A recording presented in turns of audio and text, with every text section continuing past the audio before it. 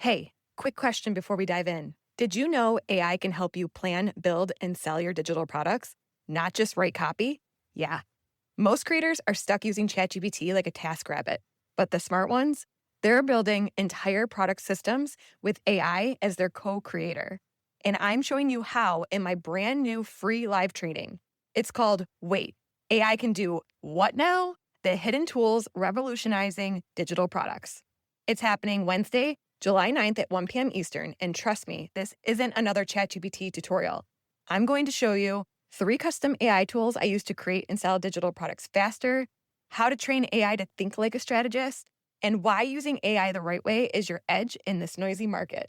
Spots are limited, so save yours now at empoweredbusinesslab.com/training.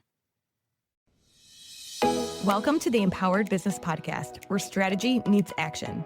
I'm Monica Froese, and I'm here to help you create, sell, and scale digital products the smart way, using AI and proven strategies to build a sustainable, profitable business. If you're ready to turn your expertise into digital products that sell and eventually grow into a thriving digital shop, you're in the right place.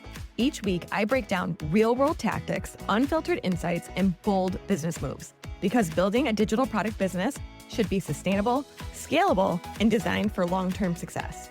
Let's ditch the fluff, leverage AI to work smarter, and turn your expertise into a thriving digital empire on your terms. Let's get started. Hello, and welcome back to another episode of the Empowered Business Podcast. As you know, we have been on an AI kick around here, and that is going to continue into today's episode, except we're going to be spinning it a little bit and talking about events.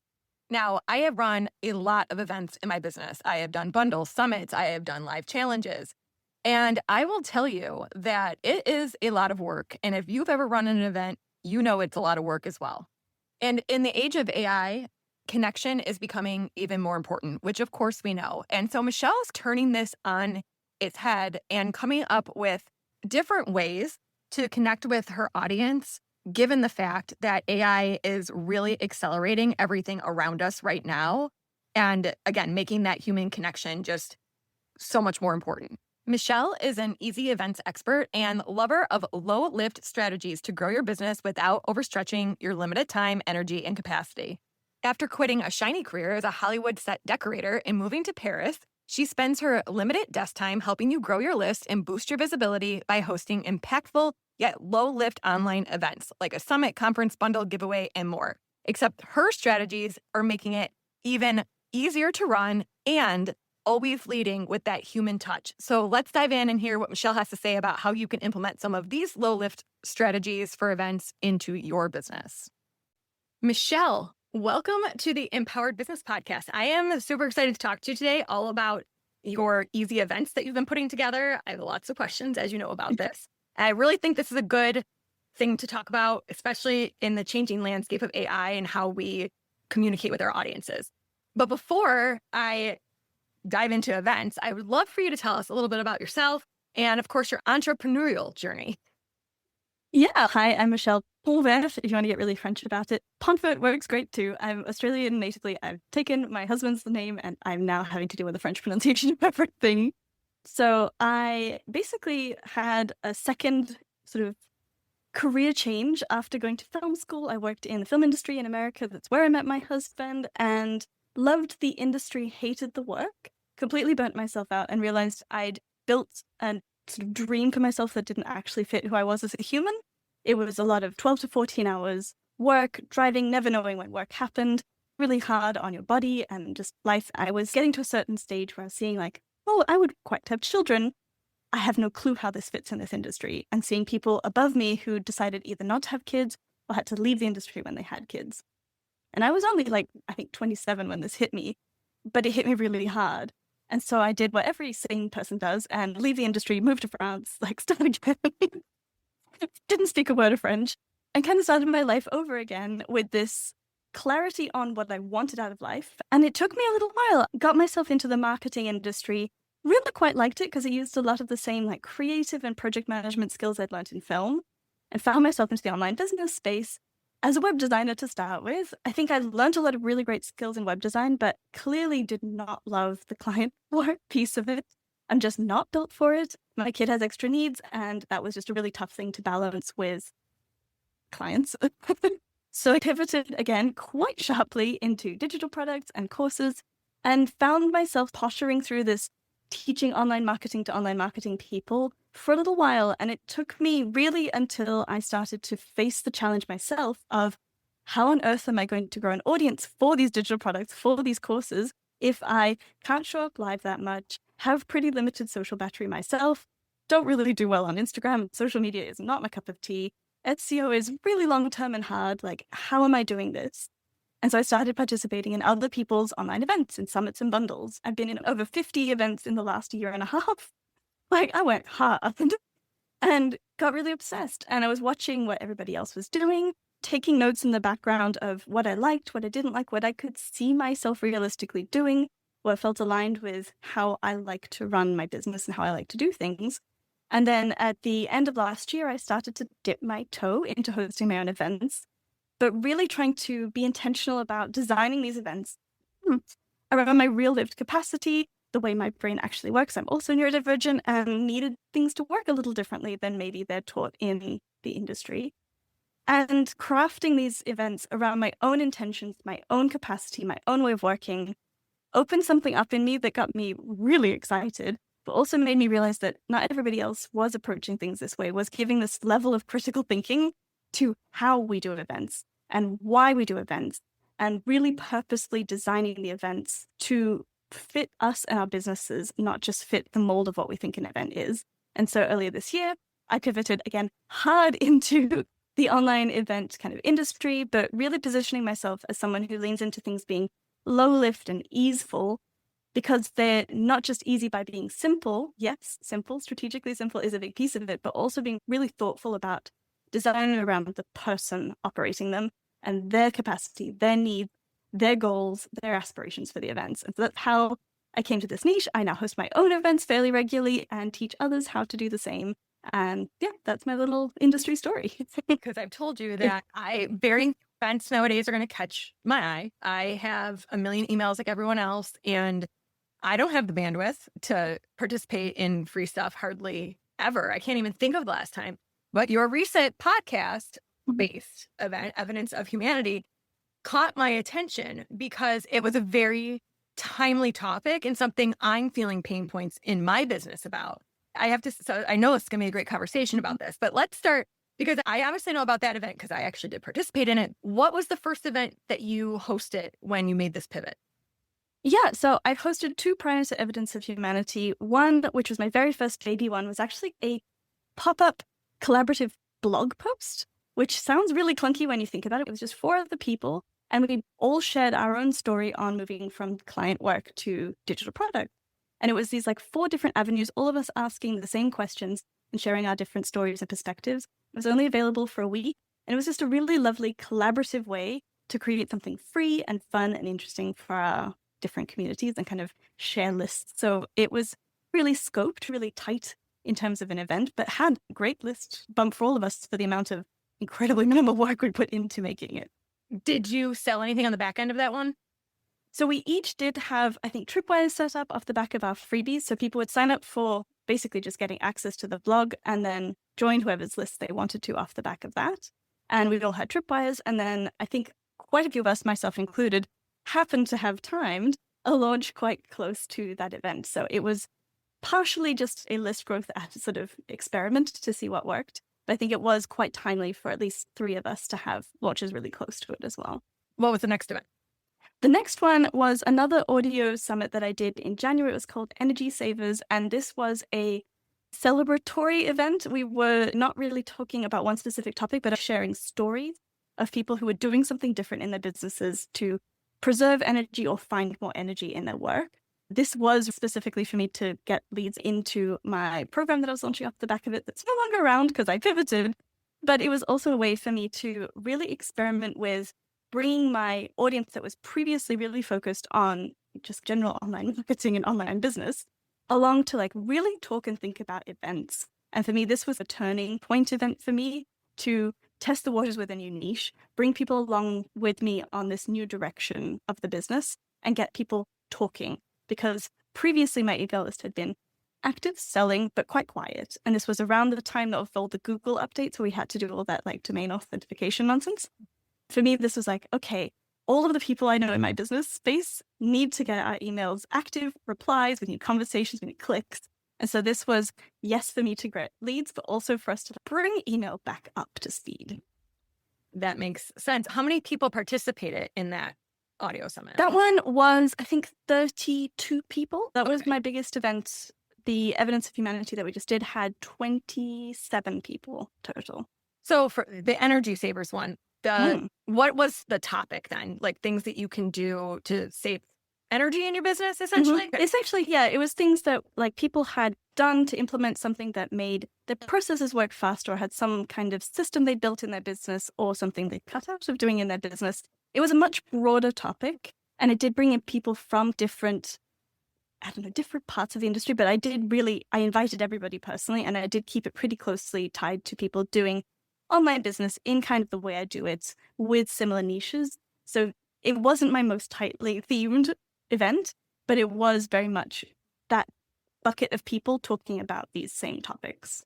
Interesting, because now we're going to talk about Evidence of Humanity, which I feel like in pretty significantly. So I'm curious. I want to talk about what it was so people have context, but I also want to, if you feel like this event was like the turning point for you, you know how there's always that point when like something pops off. And I feel like that, honestly, just for the fact that you got my attention with it, I'm wondering if this event really popped off on your side. If it was. Yeah. Let's talk about what Evidence of Humanity is and how you came up with the idea. So it was another audio summit, essentially, where I had a group of people who I respected in the online business space sharing about what they were doing in their businesses right now to embrace and show off more human touches in the face of the rise of AI and automations. And really, that was my point of it, of we all know AI is here, it's all coming. Now what's going to be critical to small business is that human connection, the human to human piece, because the AI stuff is taking care of a lot of the other parts of our work.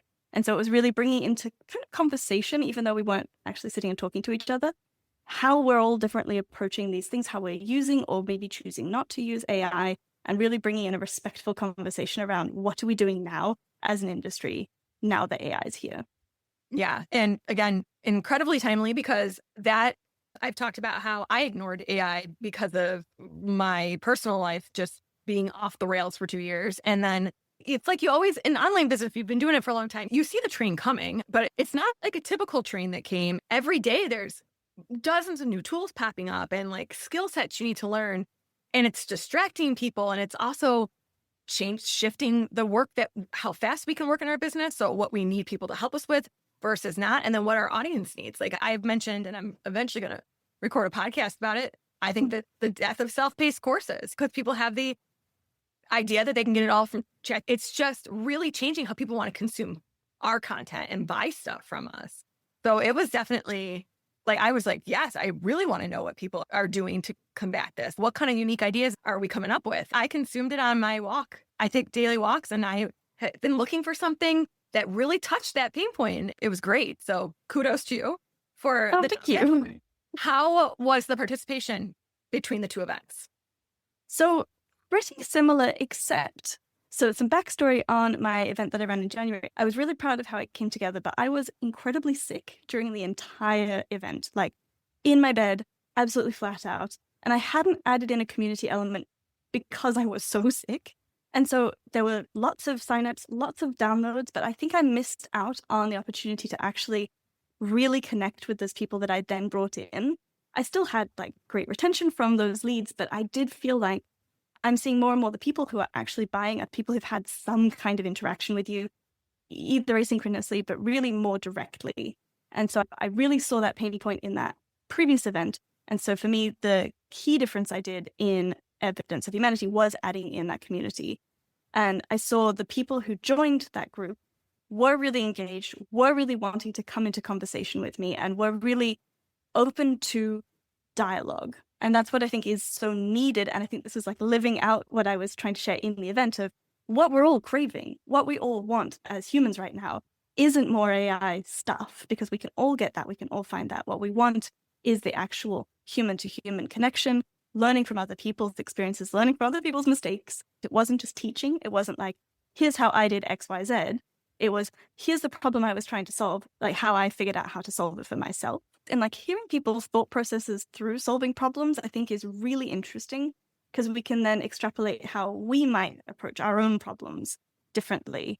Because if we're just learning how to, we're not really learning how to ask better questions to ChatGPT or AI. We're not learning how to problem solve better. And that will always be a skill set humans need. I think we'll always need other humans to figure out the better questions to be asking, the better problems to be solving. And that's why I really wanted to bring it into a community space this time.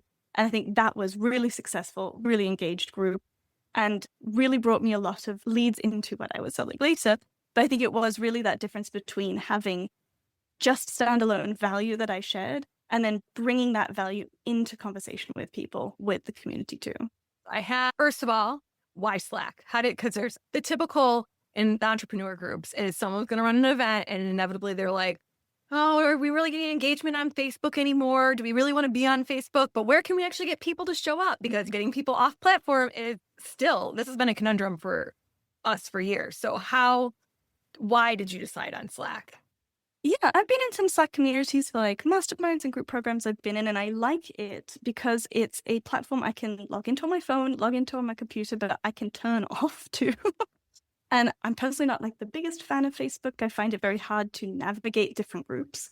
And so I liked the idea of creating the pop-up community, because it was ephemeral, it went away, as something that you could dip into, it was all there, and you could dip out of again. So Slack really appealed to me for that. It was also very personally something I'm testing because I want to put my program there. I want to move my student-only group there. So it was like testing the waters to see how my audience dealt with Slack. But I've tried so many different community apps. And a big piece that was a problem for me in the past is like the onboarding and continued access to things. School or a circle or Heartbeat is there's quite a lot of work you have to do to access the things inside the community. And then remembering how to log back in and find it was always a challenge. And I do like the directness of Slack, of you just sign up and it's there. And that really appealed to me for particularly an event where I'm like, there's nothing else here. It's just a community. We're just talking. I don't need you to also find a course. I don't need you to also find other content. It's all just conversation. So I quite liked that it was a bit more narrow a space. And you just recorded a podcast for your podcast. Said something on there that stuck out to me about the topic, why you chose the topic. You know, we talked about that, but one of the things you said to me was that you wanted to reach a certain kind of business owner. Can you talk about that? Because I'm going to relate that to something about Slack. Yeah. So I obviously think that AI was a really important topic to hit on. It was something I was trying to explore in my own business. But what was really appealing to me in this sort of pivot I've been going through in my business is I want to speak to a business owner of a certain level who's past the kind of beginner stuff and really working on higher level problems that an event might help them solve. So to help position me around those people having these problems that I'm wanting to help them solve, I wanted to start having higher level conversations, not just creating a summit or a bundle. I wanted to instead bring people into a community, into conversation with me around topics that are very topical. It could have been anything. AI just was the thing that we're very much dealing with right now. And I do stand by it being on its own a very interesting conversation. But I think for me, it was much more about creating conversation with the right people, regardless somewhat of what it was. Yeah. And when you say the right people, so basically you wanted to hit people that were at a certain level of business. And to relate that to the Slack group, most of us, like I use Slack for my business. Already there. We're already trained to go to it. And that again, has always been the conundrum of getting people off Facebook. We're trained on Facebook. So getting someone to then go to school or to Heartbeat. But if you're using Slack every day in your business, which most of us are, going to be an easier sell to get people to communicate there. So I think that was actually a pretty smart decision. Now, I admittedly did not participate in the Slack group because I have been going through just a lot of transition on my side. I've taken a lot more tactical back on in my business. How many people would you say were actively engaged in the community?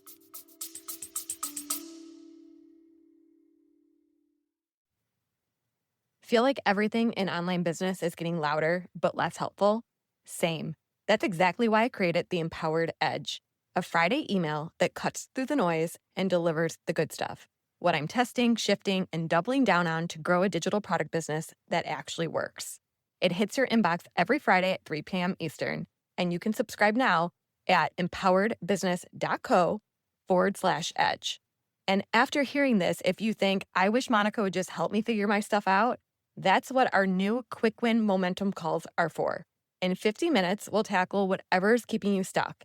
Your product, your funnel, your shop, your data, whatever your next move is. And we will map it out so you can act on it immediately. You can go and book your session right now at monicafroze.com/momentum. Now let's dive into the episode. Yeah, I think I had about 60, 70 people. It was open for 5 days. And I think I counted like 1,200 different messages throughout that time, which for a summit community, let's put this back in perspective, that is enormous. Usually these are dead. I've been in a lot of summit. A lot of it is just broadcasting stuff and nobody answers. The fact that we had so many people messaging, I'm super proud of.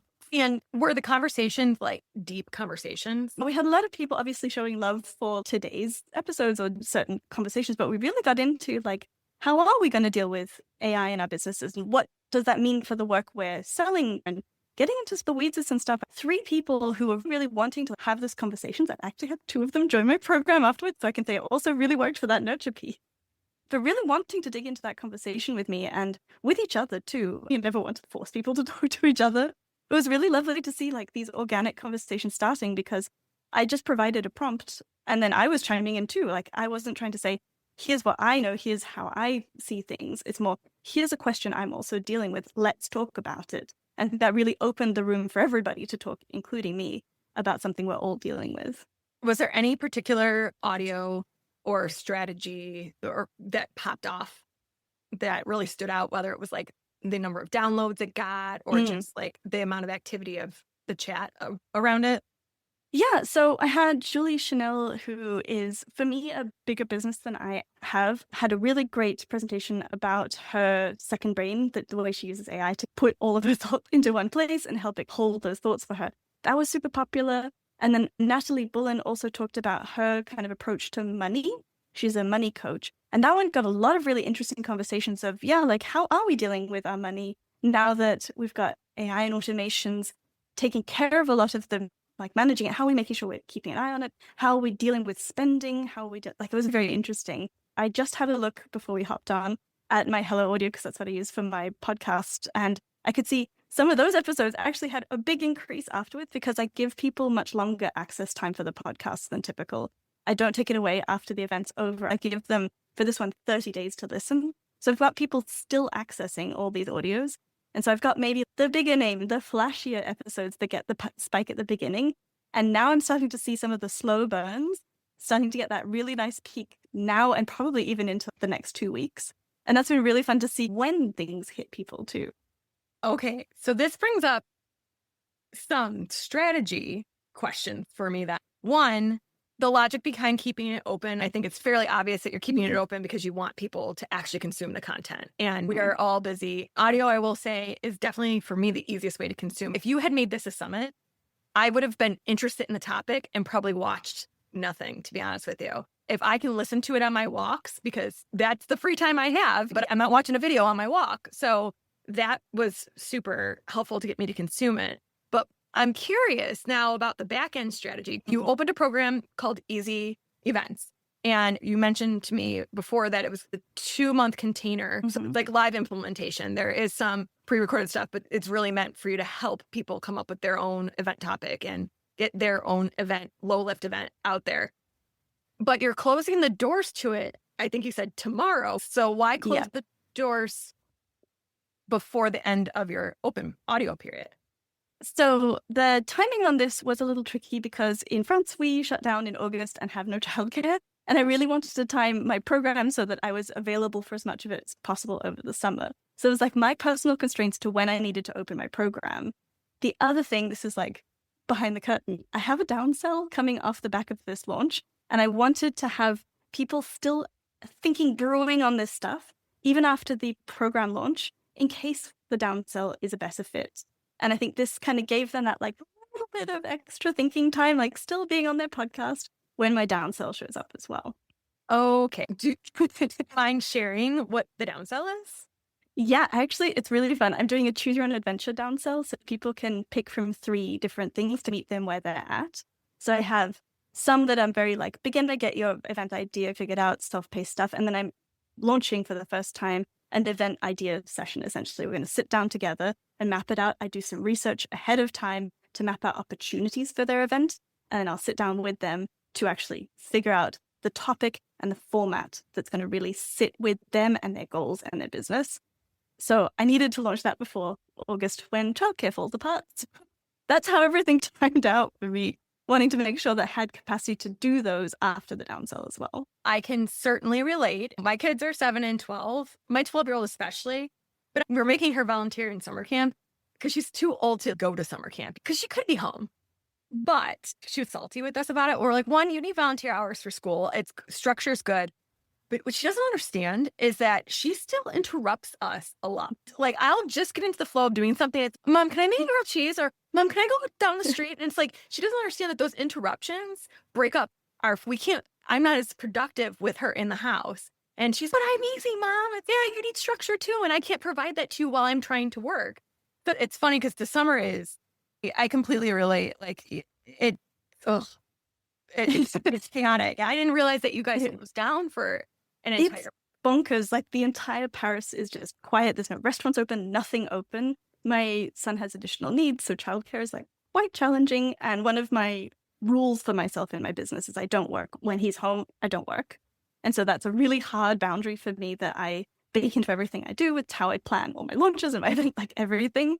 And it was really important to me that if I am doing this beta program and I am taking up that big piece of my capacity, anything else I sell has to still fit in that chunk of time I have while he's got childcare and that I'm available for him when he doesn't.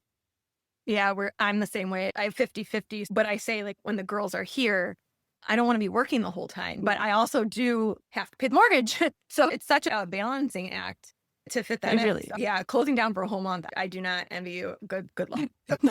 Thank you. And you told me earlier you don't have air conditioning. I love France, except for in August. I don't blame you. Okay, so I'm very curious. We've been talking a lot on the podcast lately about AI, of course. Hello, this is like the point of your event too. I think it's so fascinating. Like your objective of the event to talk about AI was more that you were just looking for a timely topic that would bring your ideal customer to you. Well, what are you doing with AI in terms of integrating it? Is it going to be a big part of the Easy Event program you have? Are you integrating AI strategies and helping people with their events?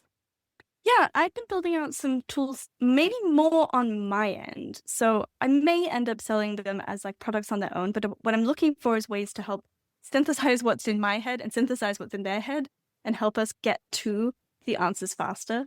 I have still mixed feelings about AI. In Europe, it's much more controlled, and we didn't actually get access to a lot of these tools until way later than the rest of the world because of our legislations. So I felt a bit behind the 8 ball on this. Like, I don't feel like I'm up to speed on it, but I'm really interested to see how to integrate what I am learning and use it in a way that feels good to me. However, for me, the purpose of this program that I'm launching isn't more learning. It's the doing. Personally, I'm a doer. I think that's the piece that people are missing and people are really wanting is helping execute on the ideas. So I'm happy to use AI in the ideation and in the planning stage so that I can preserve myself and preserve their efforts for the doing, because ultimately we'll always still have to do that bit. So I think as I'm building it out and as I'm doing this beta, I'm also testing to see like, where do people need those tools? Where will it speed up that stuff to free them up, to give them space, to give them capacity for the doing, and to make sure they have still energy left for the launch and the promotions after their events, because that's a big pain point for people who often run typical events. So do you think you'll have custom GPTs eventually built out with your IP logic, helping them with their event ideas faster and stuff like that? Exactly. Yeah. And probably on the planning side as well, I've got one that I'm working on to help them come up with the timelines and tasks and to do stuff. But even if you give people a beautiful plan, it's only part of it. It's great to have a great plan. It's great to have a great idea. But if you don't do it and if you don't stick to it, that's a whole other problem. And that's what I'm there for. they can use tools, they can use all my curriculum to come up with the idea and the plan. I'm here to help them get it done and get it done without burning out. I'll preserve that. And I'm happy to use the tools to free me and them up for that piece that I think is really the thing only we humans can do. That is so fascinating because in my main program that I just redid for AI, which is the Empowered Business Lab, and it's all about creating and selling basically like your entry level digital products. And I really have identified that there's 3 pillars of GPTs that I could create. The one to help them come up with their product idea, what the product's going to be, what's going to go inside the product, how they're going to structure the product. Then the next one is now you got to build the sales funnel. So, all the funnel copy, the post-purchase emails. And the third one, the one that I feel is like the gold, because a lot of people don't like numbers. They just don't. They look at numbers and they're like, great, I see the numbers, but I don't know what these numbers mean. And I always think of it like pulling back an onion, right? And people usually default to, oh, no one wants my product. It didn't sell. Peel back the onion. It's the product wasn't even the problem because look, how many opt-ins, your opt-in was failing or whatever. And I have reviewed thousands of digital products in my time as a teacher. So I have all this knowledge in my head, but people still struggle. So this GPT I'm working on is like all of this knowledge that I have, if this, then that kind of knowledge. But what I found is still at the end of the day, I can get AI to tell people, I can get AI to like literally layer on my brain and all this knowledge that I have. But people still want the human side. They still want me to say, yes, go that direction. That's the direction. I'm seeing the data. I'm interpreting it the same way.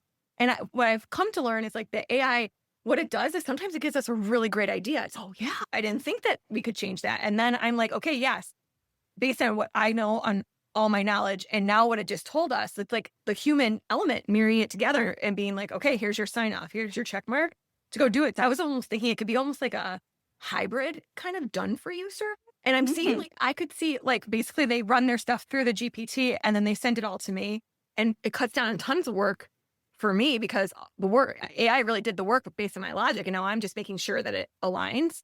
And I could really see something like that for you with events. They get access to your brain in such a different way, but then it cuts down on a lot of work.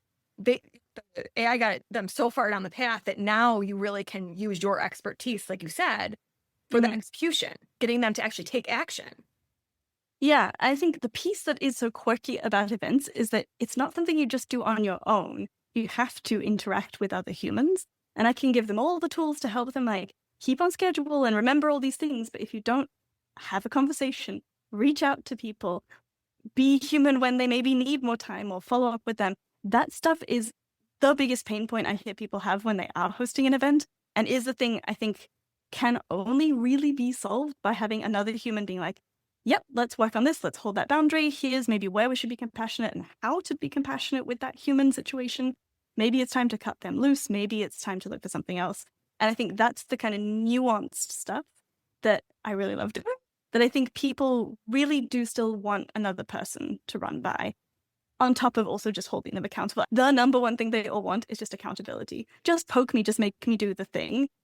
As much as you can ask a GPT to do that, it's very different when you paid me to poke you. Even before AI, across the board, it was people wanting accountability. And I always tell people when I kick off those kind of events, listen, I still can't do it for you. At the end of the day, you still have to, like, accountability. It's funny. It's almost like that's what they want. But at the end of the day, accountability will still always rest with that person. Because you can lead a horse to water, but you can't make it drink it. And I tell my kids that a lot too. It's like, I have set you up, kid. I have set you up. But if you don't want to take it's like giving them their space for homework, giving them quiet time, giving them structure. But I can't make you pick up the pencil and write the work. You still are accountable for the final draft. Exactly. Yeah. And I think there is something to that we are also humans running these businesses and we are imperfect. And I think we do take on a lot of other people's stuff when we're putting on something like an event or a launch or a product. I think the other piece that is harder, I think probably not impossible, but harder to get a GPT or something to do for you is to hold you accountable to your own goals and your own purpose for the event. I think something I also have seen a lot of is people overcomplicating things as they go because they're second guessing, or this looks shiny, that sounds good, that looks like I'm optimizing and being really smart, but actually just adding a whole bunch of extra work And you lose track of that thread that really was why you did an event in the first place, like what your purpose for. And that's the other thing that is really valuable, having another person in the trenches with you, is saying, hang on a sec. Yes, that sounds very nice and shiny, but that's not what you wanted this for. This is not why we put on this event. This is not why you designed it this way. You wanted this. We calculated out, we figured out this is what we need to do to get there. Let's stay the course. Let's not get distracted by optimizing it with a bajillion other things too. And we talked on your podcast about how, like the summit I did in October, the Striking Gold Summit, I feel like summits can get really bloated and there's so many moving parts, and we add on gamification and this and that. Before you know it, I had told you by the time I got to the pitch of my own program, I was completely burned out. It was just so much work. So you've been using this term when we've been talking about this, low lift. And when you say low lift, that makes me think of basically conserving your energy, the most amount of payoff, right? I put all of my energy in up front, and then I was completely burned out as the event was going on. You want to be present and be excited about it. And so is that what you mean when you say low lift? Yeah, exactly. It's a marathon, not a sprint. And I think we forget that after the event's finished and you've said goodbye to everybody, that it's not over. By keeping the event itself ruthlessly simple, you preserve as much energy as possible for the sale afterwards, for the launch afterwards, for welcoming those new people into your world and making a really good impression on them, to make all that effort of the event worthwhile. And I think we often put too much focus on just attraction and not enough on retention. And for me, I'd much rather you have a smaller scoped event that brings in maybe less people, hopefully a bit better fit, that stick around, that pay attention, that know who you are and are really watching what you're doing, than having a huge, big, shiny, fancy summit that brings in tens of thousands of people who forget who you are instantly, who unsubscribe right away, who don't end up actually sticking around, who aren't going to not only buy from you, but be referrers, be collaborators, be people who shout you out in rooms you're not in. And that's what I think these smaller, tighter, more focused events can be. The lower lift on your end because you're not complicating them to the end of the earth, but they're also focused on really making it something that you have still capacity for the other pieces that come from an event, the launch, the collaboration, the conversations afterwards. Like me, who was like, okay, now I'm so burned out a week. And it was like it felt like off a cliff. And that's not what you want to feel after you put all this effort into this event. You want to be energized by it. As a business owner, it doesn't feel great when something makes you feel like you just dove off a cliff instead. Yeah, I liken it to planning a wedding. Lots of people plan these like big shiny weddings and they're really complicated and really expensive, and they don't have a good time on their wedding day because they put too much pressure into it. And what I'd rather you make is like a small intimate gathering that you then have a really great day and you feel really good the day after. We're making like an intimate elopement. We're not making a big shiny wedding. This is so funny because I was just talking to someone yesterday about big wedding. We were talking about saving for our kids' future. And the guy I was talking to, and he goes, yeah, like if they want to have that big wedding, because I've got girls, right? And I said, oh, I'm not paying for my kids' weddings. And he was taken aback by it. And I said, I would much rather get them a safe car or invest in their educational future. Like, you have this big wedding and it's just, for what? You spend a lifetime of savings for this 12-hour day and that's it. And then most marriages end in divorce anyways. I'm like a little bit skeptical over there considering I went through a divorce, but I just can't. It's like a lot of work and effort for just what? A good picture at the end. And that's what I think people get sidetracked by. They're like, I like the sound of the big numbers that a big summit or a big bundle can give you. But for what? Like, where are those people going? What are you actually getting from it long term as a business owner? And how do you feel throughout it? I think it's throwing a party you don't even enjoy. What's the point? I want you to enjoy your own party too. So could you tell me, are you structuring this with a certain type of event you're teaching people to do? Is it going to be audio based? No. So we're actually pretty loosey-goosey with the formats because I think it matters a lot less than people think it does. Okay. What I think really is important is figuring out your event why. Like, why on earth are you even bothering to do this? Who are you trying to attract? What do you want them to do? And how can we get them to do that? And whatever that thing they want is will help lead us to the format that makes sense. I do these event ideation sessions at the beginning of the program, and we untangle together what it looks like. I don't come in with a preconceived idea. And we've come up with like collaborative cookbooks and roundtable conversations and all sorts of really creative formats you're selling them afterwards, introducing them to what you're going to be leading to afterwards, and attracting people who are going to be a right fit for that, while also showing you off in your best format too. Maybe not everybody has something great for a bundle or has something that then upsells from a bundle into whatever they want to sell afterwards. So we want to also position you to be at your best. I want you to be the star of the show. So we're matching together what's going to make sense for your goals, your business, and you.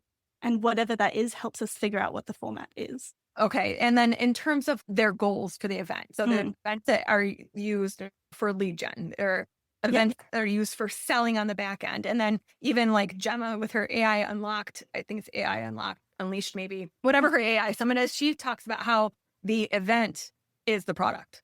And it's not focused on selling after. She's focused on selling the event itself. So would you say those are like the 3 models of events? Building your network and collaborations. There's a lot about nurturing the existing audience you have. So rather than being about attracting new leads, it's about really warming people up already in your world. There's a lot about positioning yourself as a thought leader in your industry and pivoting or moving your business into a certain level. It can be a really powerful way to basically just bring some attention to your business. What you do with that attention afterwards is up to you, and that's what we figure out. We need business attention. We don't just need it for sales. We don't just need it for marketing. We also need it for visibility, for invitations to things, to be in the right room, to position ourselves amongst peers. There's lots of other reasons why we might want to have an event. We talked about with my 40 and Fearless bundle, it ended up being the biggest payoff I got from it was because it was reintroducing me into that B2C mom market again. And I got invited, I have to look, but it's at least 5 to 10 like summits and bundles that honestly, if I had not done the 40 and Fearless bundle, I wouldn't have been on these people's radar because they didn't know I was back into the B2C space and really actively promoting it again. So mine ended up being the collaborations that came off of it. Yeah. And every time I've posted an event, I get definitely way more invitations to events, but podcasts and other ways to just work with other people, recommendations. My affiliate program grows every time. I've had paid speaking opportunities off the back of them. It's a way to let people know what you're about and draw some attention to it. And I think that in and of itself can also be a really powerful reason to host an event, even if you're not actively, aggressively selling something off the back of it. You're selling yourself. You're selling the brand, the business. How much lead time did you have for the Evidence of Humanity in terms of from pitching, getting everyone's stuff in, putting it together? Like how much time there? So I did that one in 6 weeks. I count every time how many hours I did. I did it in 34 hours. I'm all on my own. Like that's it. The one before I took 3 months because I had the Christmas holidays, and that one took 33 hours. The collaborative blog post, we took 4 hours and took 2 weeks. So it can really scale up and down with the capacity you have. How do you track your time for it? I time block. I just put on my calendar when I'm working on stuff, and then I go back and just count how many blocks there were. Do you time block everything in your business? Pretty much. I tend to plan ahead of this is what I want to do. And then at the end of the day, I just go back and adjust it so that then I have a nice log of how long did that take me? Oh, maybe next time I do this, I know how long this takes me. I'm a very organized person, so that also just makes my brain happy to go back and be like, yes, this neatly fits. I love that because I was thinking, what do you use? Like a time tracking app? No, I can't be bothered. That's a really cool idea. I think it's really important to know how much you're investing, not just monetarily, but like energetically and time-wise. Something I did for the Energy Savers event, because the theme was energy. I don't know if everyone listening is going to be familiar with the spoon theory. It's basically something we use as chronically ill and neurodivergent people to quantify how much energy you have each day. The analogy is you like open the drawer and you have a bunch of spoons. That's the day we have lots of energy. But as you go throughout the day, different tasks require more energy. Take away the spoons, and at the end of the day, you may have no spoons left. You might be in debt. I also counted like how my spoons were throughout the process, like how much energy it took me. And I could see, oh, these tasks were really draining for me. These tasks were easier for me. And I could map those then onto the following event, the Evidence of Humanity. If I'm going to make sure those really draining days happen when I have more energy, when I'm in my cycle in a time that I'm a bit more human, that I have had a good sleep and really played with that capacity piece as well. Interesting. So do you love essentially your spoons for your time blocks? Like how? Just for the events. I should do it for everything, but I just like in my Google Calendar, it's very simple. I have the block being like, I worked on my event, and then I just edit the title being like 3. For 3 spoons, I do it out of 4 or 4. And I can just go back and look like, oh, that was a 4-spoon task. That was a 2-spoon task. I love this. So are you going to teach people in easy events to time track? I think if you are someone who has chronic illness or deals with fluctuating energy levels, I think it is a really important piece of the puzzle because we don't come to the desk every day with the same capacity. And I think if you know ahead of time, oh, pitching people is going to be really draining for me, or setting everything up on the back end is going to be really draining for me, I know this is the stuff that's hard. You can be a little bit flexible as you're planning out and going, okay, I know that these are the things that are going to be hard for me. I'll give more time or make sure I've plotted that on a week. I'm more likely to be okay.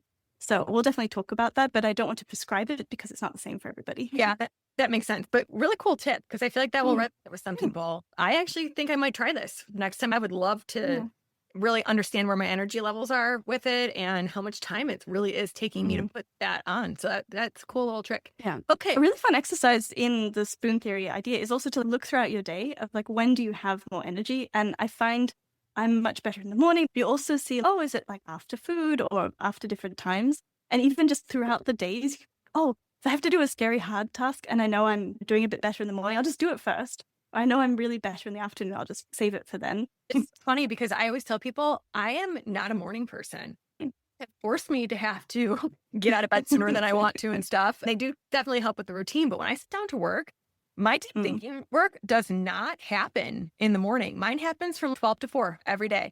So if I have to do slides, if I have to do content, I am doing it in the afternoon. And that's why, like, the bro advice of miracle mornings, it's and your wife was the one getting up with the kids and doing everything for you. Because my miracle mornings consist in herding kids out of my house. And you just happen to be born that way, and there's nothing you can do about it if you're not programmed a certain way, if you're not born a certain way, if you don't have a certain brain. Business world that isn't made for everybody. And I do think that what I focused on in my previous sort of niche and what I'm taking into this is we are still humans operating these businesses. We have to remember we have the lived capacity, the lived bodies, the lived brains we're actually dealing with to contend with too. We can't just be perfect robots every time we sit down, even if we happen to have what I call desk time. And I think it is important to pay attention to that, to adapt to it too. 100%.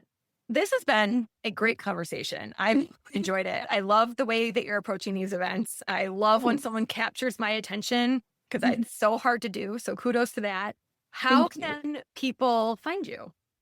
Yeah, I'm easy to find. I'm the only Michelle Ponvert out there. So my website's Michelle Ponvert. And then I will have for you a workshop/debrief that I did of the Evidence of Humanity event where I share all my numbers, all the results, like all the fun stuff. I don't hide any of it. And then the second part is a workshop where we kind of work through what your event might look like together. So I'll give Monica the link for that so people can go and watch that and see for themselves like what this looked like in real life. Awesome. Love a good debrief. I will certainly be watching that. Thank you so much for sharing all your knowledge on events with us today. Thanks for having me. That's a wrap on today's episode, but your next step starts right now. If you're serious about selling digital products and want the AI-powered tools, expert strategy, and real human support to make it happen, then you need to check out the Empowered Business Society. Inside, you'll get AI-driven trainings to create and sell digital products faster, a private community for expert feedback and real-time support, exclusive access to the Monica Memo podcast, and if you go pro, you'll get monthly marketing shortcuts, live Q&As, and 20% off of the Empowered Shop perpetually. Because smart business owners sell smarter, they don't work harder. And the best part, you can get started for as little as $9. The best business growth happens when AI and real humans work together. Ready to make your next move? Join us inside of the Empowered Business Society. You can check us out at empoweredbusiness.co/society. See you in the next episode.